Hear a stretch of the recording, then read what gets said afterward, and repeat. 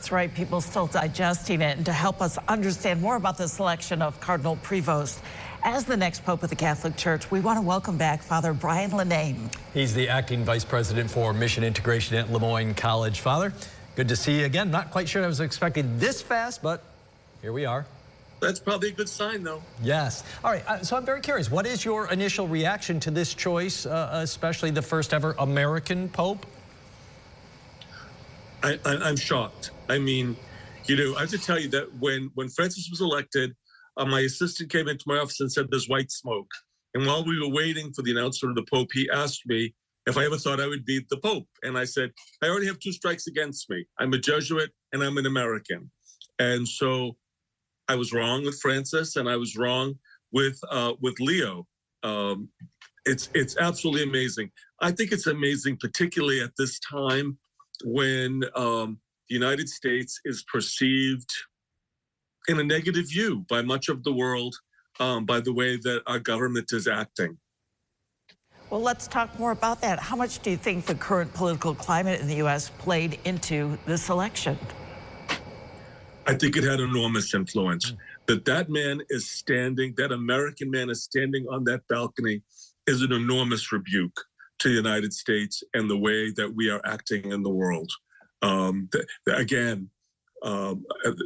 if we're at the height of our outreach and concern for the poor and the vulnerable in the world, that would be something. But the fact that so many of the so many of the policies, I think it's just a matter of fact, are perceived negatively on the world stage. So many things that our government is doing, and to select an American at this point, huge. And then we don't want to walk away from the rebuke that came from the name he chose.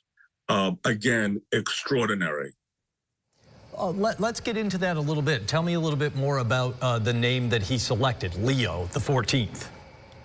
Anyone who studied Catholic theology or Catholic church history, I think every priest in the country who's gone to seminary thinks of 2 words when they hear the name Leo. Leo the 13th, the words are Rerum Novarum, the founding of modern Catholic social teaching, which Leo focused a way forward between Marxist materialism and unbridled capitalism by pointing out the need of a good government to care for those who are most vulnerable, by pointing out the needs and the concerns of the working class. Western Europe, the working class in Western Europe was lost to the Catholic Church because the Catholic Church opposed unionization. Leo the 13th, the predecessor he died in 1903, allowed for unionism. And I think that's really what saved the working class in this country and in many other countries because of that concern for social justice, for fairness, for real opportunity to advance, but particularly the notion of the common good that understands that everyone's safety depends on concern for the most vulnerable and the poorest of the society. I think that is a huge rebuke about the way things are going in this country at the moment.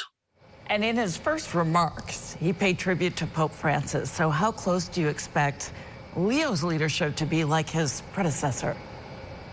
Well, also, too, I mean, I think that the quote that was given to him, that as a bishop, you shouldn't be a prince in your princedom, but that you should be out among the people and experiencing what they're experiencing, particularly, again, those people who are marginalized in the world, refugees, the poor, those who are victims of environmental degradation. I expect that to follow.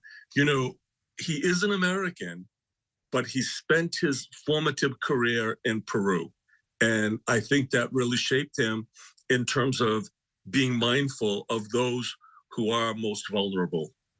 I'm going to sneak one more in for you here, and I don't know how relevant this really is, but there's certainly a little bit of noise out there that he didn't speak English in his first speech. A lot ado about nothing, or was this very deliberate choice? What do you think?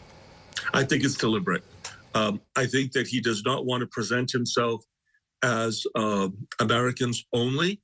I think he wants to present himself in the language of the church and in the language of the most vulnerable persons in the Catholic Church. I really think that the message is that the important thing that is not that I'm an American, that I'm a citizen of the United States. The important thing is that I am on the side of the global vulnerable. Father Brian Lenane, thank you so much for your time and your insight. We appreciate you. My pleasure. Thank you. Thanks.